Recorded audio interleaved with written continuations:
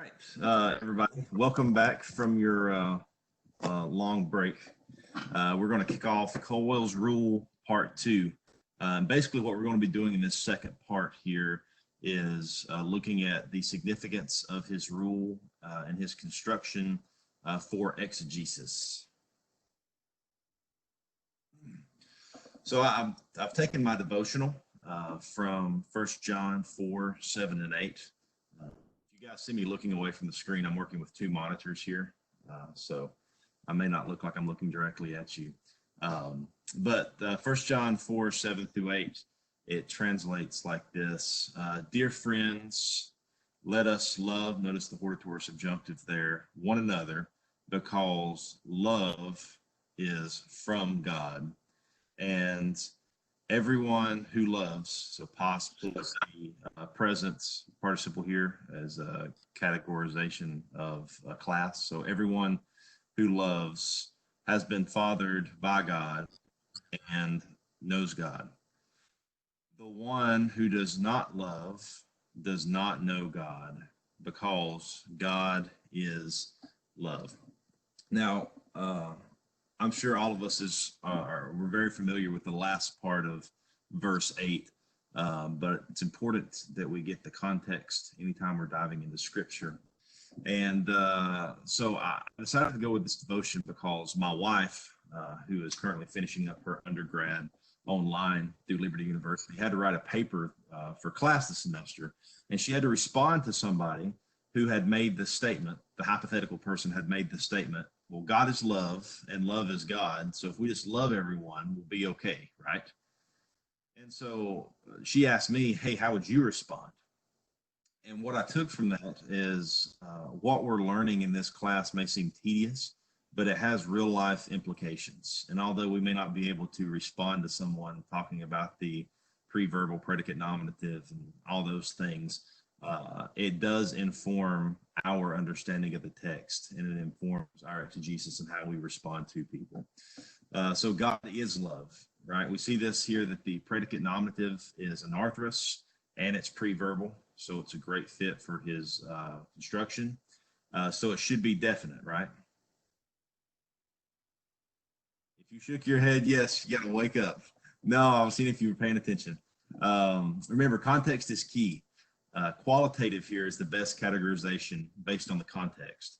And given that the predicate noun is anarthrous, as it is in the other two Johannine formulas that we've talked about, where God is light and also God is spirit, it's best seen as qualitative.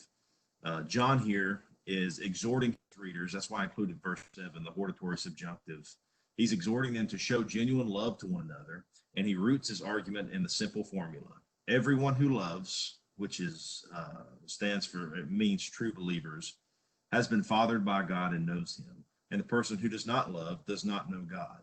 He can make this statement because love is an essential attribute of God. To be fathered by God is to be given life in a new way.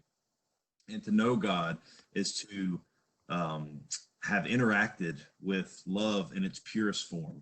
And you simply cannot encounter the creator of love and not long to reciprocate that love to others. So we have encountered this love, and I hope that we are loving others, especially in this time of crisis, as we have been loved by God.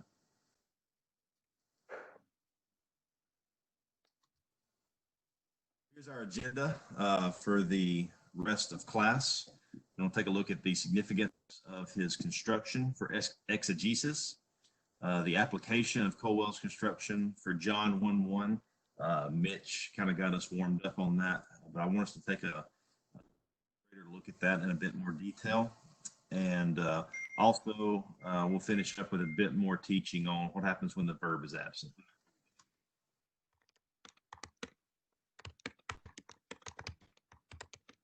All right, so a bit of a review here. The studies by Dixon and Harner demonstrate that the anarthrous preverbal predicate nominative, let that sink in, still closer to definiteness than is the anarthrous post-copulative predicate nominative. And also that an anarthrous predicate nominative that follows the verb will usually be either qualitative or indefinite.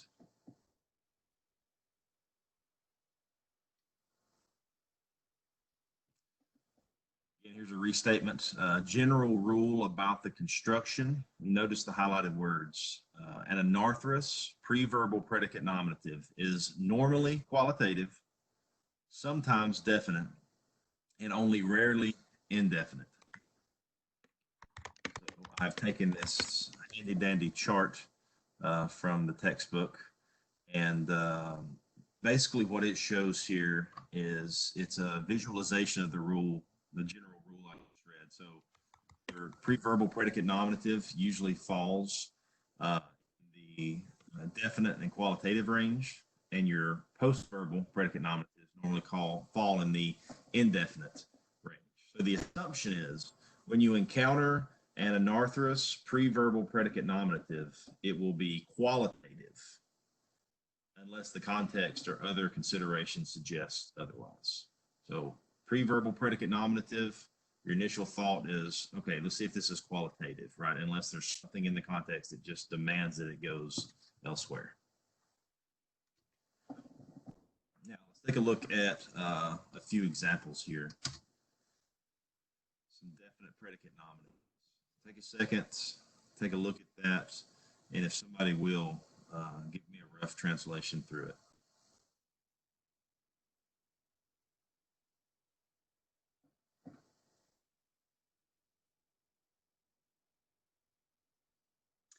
He saved others. He cannot save himself. He is the King of Israel. Let him come down now from the cross. Very good. Thanks, Brian. So he saved others. There's an implied, but he cannot save himself. He is the King of Israel. Let him come down now from the cross.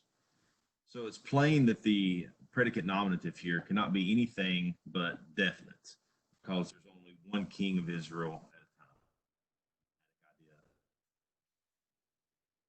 But still, it needs to be observed that the predicate nominative has this genitive adjunct, right? The King of Israel. What's interesting is that many of Colwell's constructions, the predicate nominatives that are considered to be definite frequently have some other feature, i.e. the monadic noun, a genitive modifier, proper name. It all suggests definiteness independently of Colwell's construction.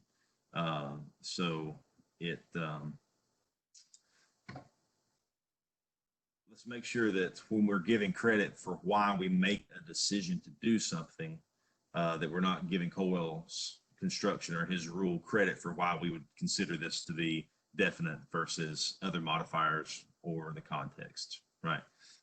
Because verbiage is very important, especially if you're publishing things, you're putting things down in black and white for other people to look over and scrutinize later. You definitely don't want to be the person that gets caught mixing your words up too badly. And this is one that's very easy to do that. I bet I read the chapter 10 times in preparation for this, and every time I kept messing up how I was supposed to say these things. All right, next, if someone can give me a rough translation of that. I made the one from Hebrews pretty short. Heavens are the works of your hands. Very good. The heavens are the works of your hands. Again, here it's classified as definite, but you see this genitive modifier.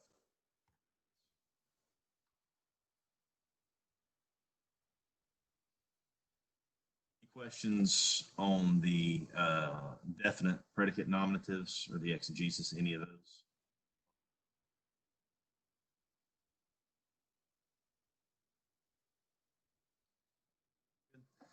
So let's take some qualitative predicate nominatives.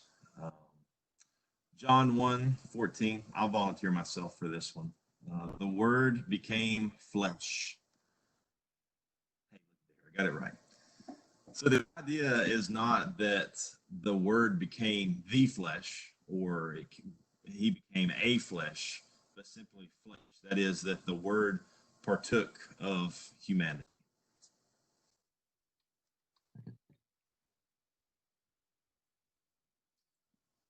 I want to give that one a shot.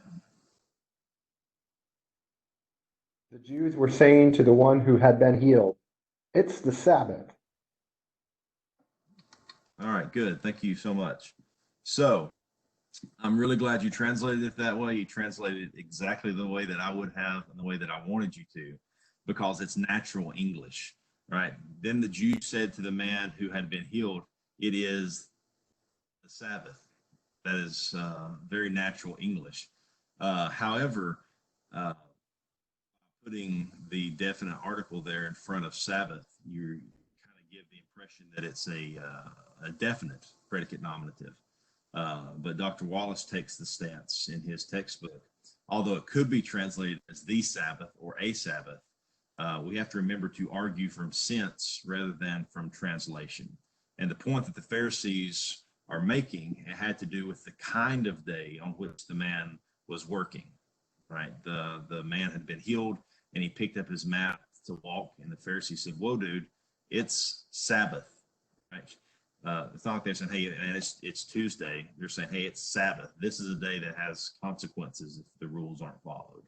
And so in this case, since the sense is on the quality of the day, it's classified as a qualitative noun.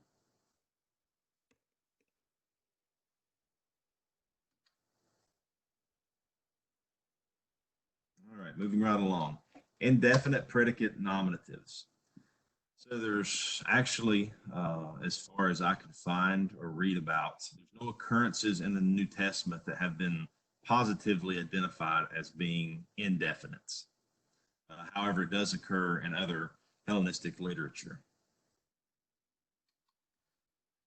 So a possible example here, the most likely candidate is what Dr. Wallace's grammar classifies it as, is John 4:19, and this is with the interaction of Jesus and the Samaritan woman. Someone translate that for me.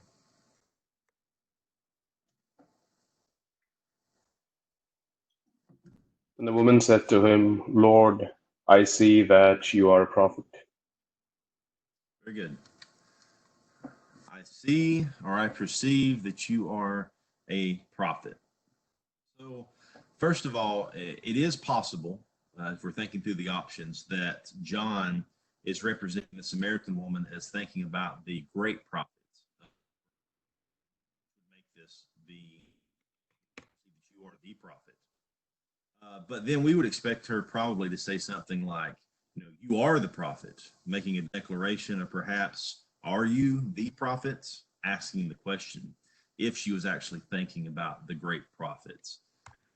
Because typically the verb theoro has to do with perception, and the perception would be more of a general category. I perceive that you are a prophet. It seems that the woman is focusing on the attributes of a prophet rather than merely listing Jesus as being a member of that class. So Dr. Wallace suggests that it could almost be translated, "I perceive that you are prophetic," or "I perceive that you have a prophetic gift." You can definitely see the qualitative nuance and the predicate nominative being brought out by those translations.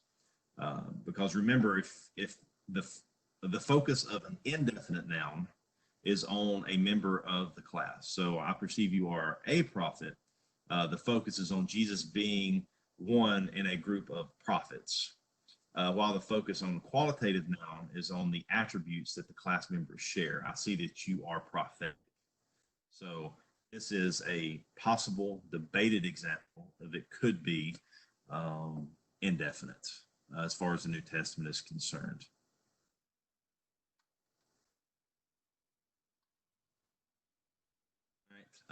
And then I brought out one here from the Didache.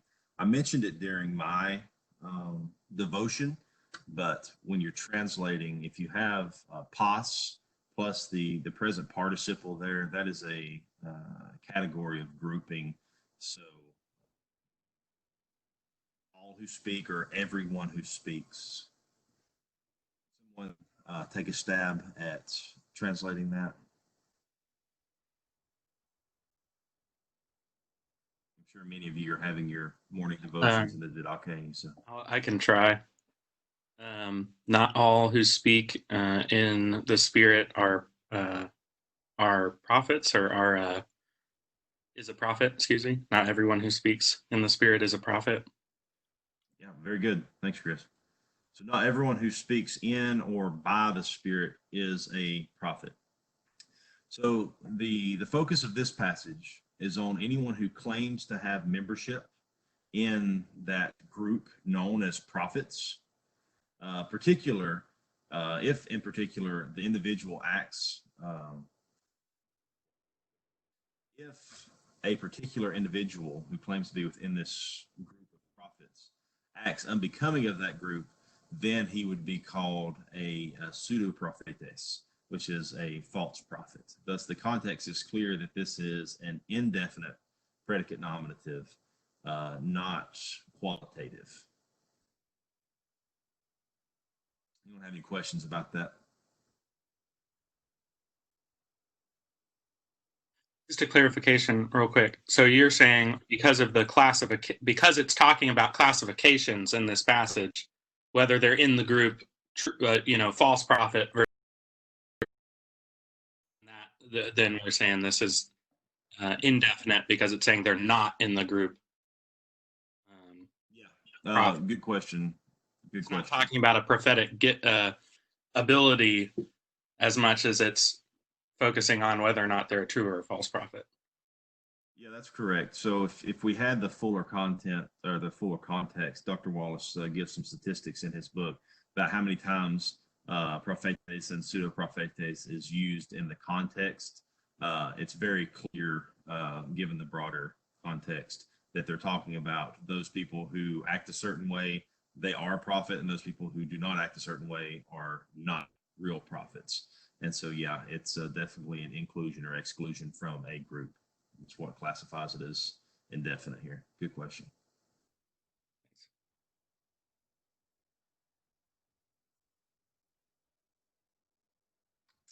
All right, moving right along. Yes. I think there's another aspect to all this that everyone should be aware of, and that is that there's not a hard line between indefinite and qualitative, nor between qualitative and definite. They kind of have blurry boundaries. And so if one wants to call something indefinite, it also involves a qualitative sense. If you say you're a member of the prophetic class, I'm also suggesting that you have prophetic gifts. And so when something is difficult to tell between indefinite and qualitative, that's because it's in that area where it could be either one or both of them to a degree. Now, you get out to the extreme, and an indefinite and a definite noun simply do not look like each other. But between the inner categories, there can be fuzzy boundaries, and we need to keep that in mind. So that's the only thing I needed to add to this. All right, very good. Thank you, Dr. Wallace. Do anyone else have any other questions about that?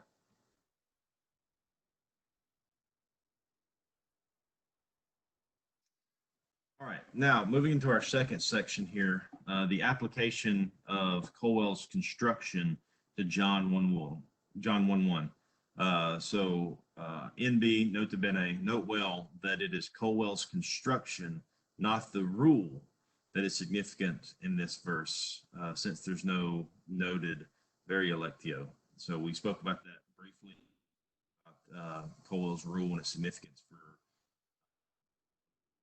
decision issues, and then knowing the difference between his rule dealing with the preverbal predicate nominatives and his construction.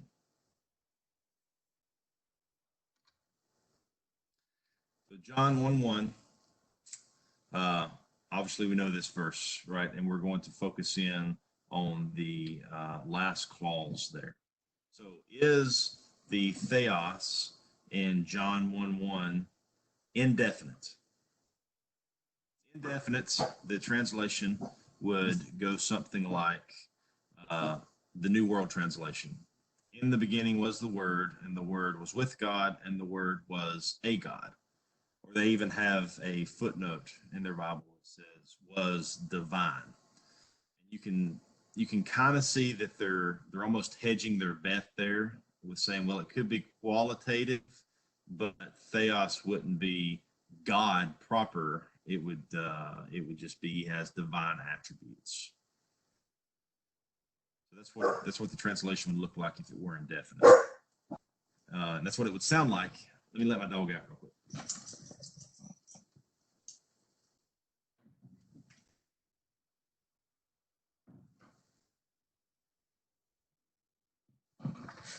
Things you'd never experience in class.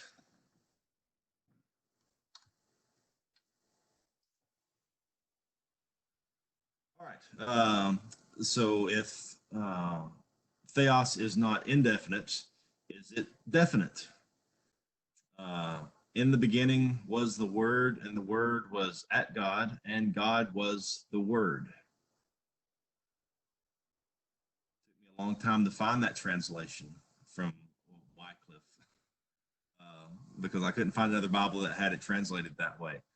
But that is a way that you could translate it, but it is most likely not correct. So if it's not indefinite, and if it's not definite, qualitative. Two different ways this is translated. One was, and the Word was God, Lexham English, ESV, NIV, most all your standard translations just say, and the Word was God. Leaving it clear enough because you don't want to sacrifice deity of the Son to try to be clear about the quality of his divine nature.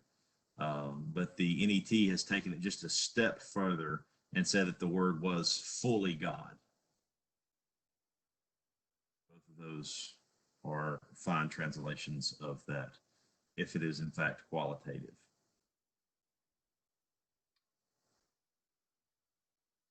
So here are some various structures for John 1:1. If we were looking at the definite or indefinite versus qualitative, this is what the instructions would probably see in the first one here, definite. And the Word was the God, or God was the Word. You would expect to see both nouns having the article making it a convertible proposition.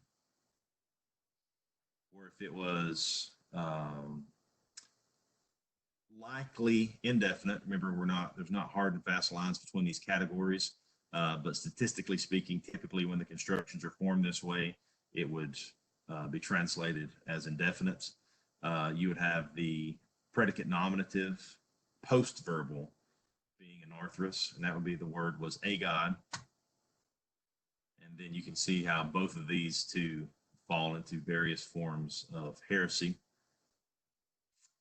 And then finally, the one that we would choose, hopefully, is that the Word was God. One thing I love about studying the grammar and studying these rules and understanding the statistics and how things work is that we all bring presuppositions to the text, but we never want to let our theology be the first thing that dictates our translation or our understanding of the text.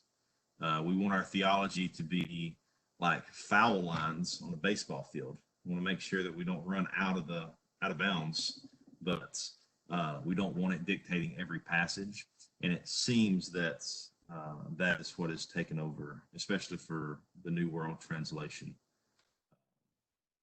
And I'll talk.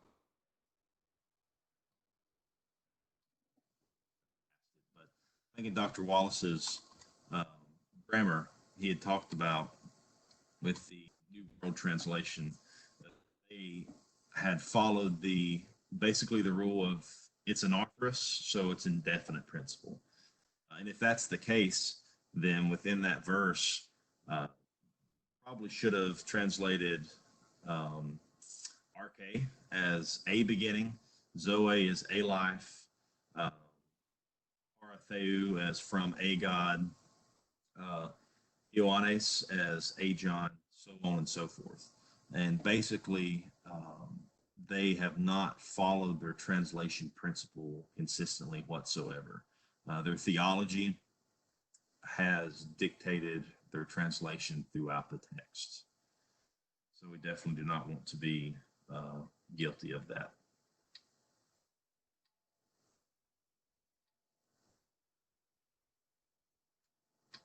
All right. Any questions about that part of John 1:1?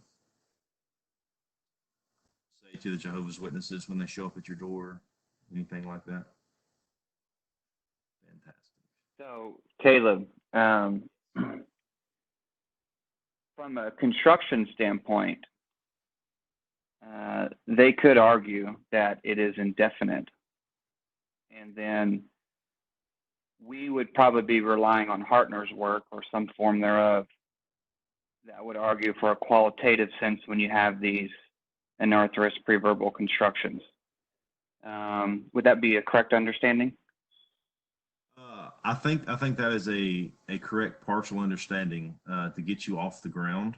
What I think probably holds a bit more weight than that is you look at the high Christology of the fourth gospel in general, and then just the theology of the New Testament, and being on top of the indefinite predicate nominative in that construction is the most poorly attested in the whole New Testament.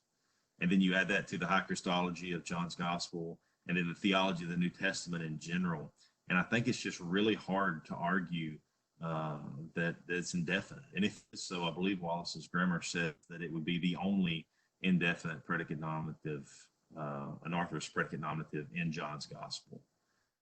And so it's just, it's really hard to hold that position, I think. So, Does that but answer your then question? we would then be guided by our theology, though. Yeah, sure we would. And I don't think you're going to make an argument of any of these things without having some type of theology to cover it. I don't think we should take theology out of it. But yeah, it would come down, I think, to just the strength of your arguments. What about the I mean, I could see someone making an argument for it to be definite based on the immediate context, where it's talking about God, it's talking about the word being with God, and it seems like that would be in some kind of personal sense, if that's referring to being with God and termed in a sense of God the Father. And then in that sense, you could say, well, if it's talking about the same thing in that next phrase or the next clause, then why wouldn't it be definite? Because it's referring to that specific entity, God. What would be besides the theological issue? Yeah, that's a good question, Christopher.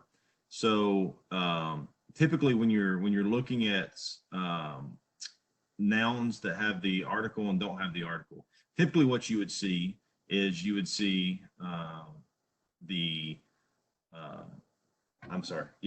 has the article to begin with, and then the second reference to it here is anarthrous. And so basically what you would be saying if you were calling it definite and you're using the argument that it's definite because the previous one had the article and he was with God and he was God. If it's the same person, the first one has to be talking about a different person than the Word, right? The Word can't be with someone else who can't be with someone else who isn't other than himself. So he has to be talking about the Father. And then here it'd say the Word was the Father. And so at that point, you would be guilty of Sabellianism, right? And again, I think that goes back to the theology, and it's not just our theology that we hold, but look at how John portrays Christ and the Father and the Spirit and three very distinct entities functioning and with separate roles throughout his gospel. And again, I think it's just hard to hold that position when you look at it as a whole. Well, and so you could argue that you're basically arguing that there's like a logical inconsistency with saying with God, and then if God's the same entity or the same exact thing that John's referring to in that next clause, rather than it being qualitative, it would be logically inconsistent to say that he was with God, i.e., the Father, and was also equal, the same as God. And I just bring this up to say I've talked to people who would argue really strongly that it's definite to support a traditional kind of Trinitarian reading of this. I don't know about scholars, but like some pastors and other various people know just enough, Greek to be dangerous. But well, I think you can make an argument for it being definite without committing heresy. But if you're using your argument for it being definite based off the previous reference to God with the article, if that's what you're rooting it in, then you can't do that. That would be incorrect and inconsistent. Yeah. But if you're just saying, just argue that God there is God proper, not talking about the personhood in terms of like God the Father, and so they make some kind of argument like that. Anyway, I think that's an interesting discussion point. It's very good for discussion. And then again, even if you use it that way, I still think there's more of a qualitative nuance to it. So those are good questions that we're not going to be able to answer fully, but good discussion. All right, anybody else? I'll just add that Walter Martin actually made a convertible proposition out of 11C, and scholars like him, because they misunderstood Caldwell's rule, wrongly applied that. And because they did that, some Unitarians or Jehovah's Witnesses actually use that as a weapon against Trinitarians today, because they misrepresented Caldwell in their zeal to prove the deity of Christ in John 1:1. So I think the qualitative route is obviously the way to go, and perhaps partners' work and others can help direct us in our understanding of John 1:1 there. Just maybe want to throw that comment in there. Thanks for that. All right, for sake of time, we're going to push through the last thing I wanted to show you here. And I almost did this as my devotion, but I decided just to leave it here. The structure of John 1:1 compared to John 1:14. If you take a look here, I've got them highlighted, bolded, and then underlined. The word order is a bit different. One has the subject before the verb, one has it after the verb, but the construction in both is the same. And it emphasizes the nature of the word rather than his identity. So theos was his nature from eternity. God, the word Jesus has always been God, hence I, me verb is used, right? But sarx, the flesh, was added at the incarnation, hence the genomai verb is used. So this is the most concise way for John to clearly express that the word was God, yet distinct from the Father. And you can see how just the construction and the verb forms used with the predicate nominatives here combined to paint really the full picture of Jesus, the pre-existent Son of God, fully man, fully God, and how all that kind of came to be together. I just thought that was a beautiful way to, with the syntax and the words from John to paint that picture.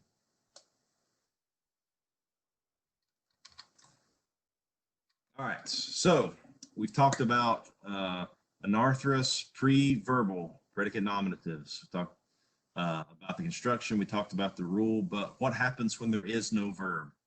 What happens when pre-verbal becomes no verbal? Of course, if you don't have a verb, then it cannot properly be called preverbal. But there is one construction in which an acopulative, that is, no equated verb, when the predicate nominative will have the same semantic value as the preverbal predicate nominative.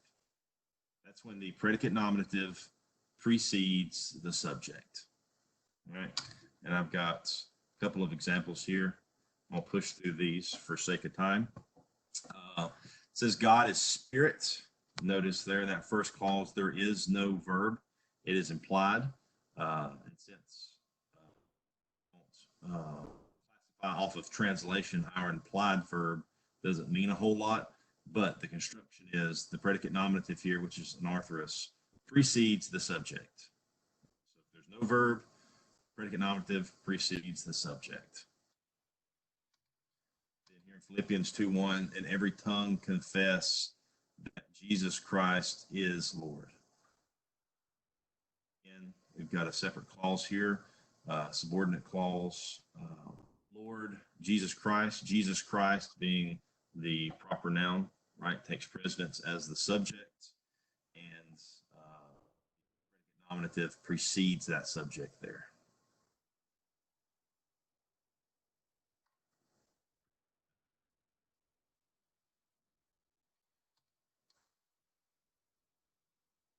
All right, pretty fast and loose rundown of that one. Does anyone have any questions about anything, but specifically present? Yeah, I have a I have a question. I was wondering if a way that we could help be able to tell between it being qualitative or definite would be to see if we can turn the construction into a or if we if the construction if the predicate nominative is a convertible proposition with the subject nominative, could we then say that it's definite? You know what I mean? Like when we're looking at it, like it's like, wow, this construction could look definite. Let's see if it, if I could translate it in my head as a convertible proposition. And if I can, it's definite. Do you think we could make that? Would that be a good rule of thumb to follow, do you think, or not really? Great question, Preston. Mitch, did you cover that in your presentation? Yeah, to some degree, as I kind of think through it, I think like there are some examples like Jesus Christ, or Christ is the Son of God, and or Jesus is the Son of God. Obviously, those are two like very, I would say even monadic ideas. There's only one, and so it's convertible. But if you think of it from translation, you might be then thinking from an English standpoint and not from the Greek sense, which I think has that more nuanced qualitative idea more often than not. And so that's where, like, even in my devotional, I felt theologically like, oh, the cross is the power of God. Like, those are convertible. The power of God is the cross, but there's more that extends beyond the power of God, even though the word of the cross is definite. So I think we have to be careful with using English translation, at least, as our basis for convertible propositions. Does that help answer the question? Yeah, that helps. Yeah, it does. Thank you. Dr. Wallace, would you have anything to add to that? The main thing that I would like to add is this. When students come to Dallas Seminary from other schools and wanted to pass out of 103, before we had an exam that they would need to take to pass, they would come into my office and I would ask them at least one question. That question would be, define Caldwell's rule. If they gave the converse, then I said, you're taking 103. It's that important to get right. Caldwell himself misunderstood it as he told Harry's stirs my Greek professor later in his life. He thought the converse was just as valid as the rule itself, even though his article doesn't say that.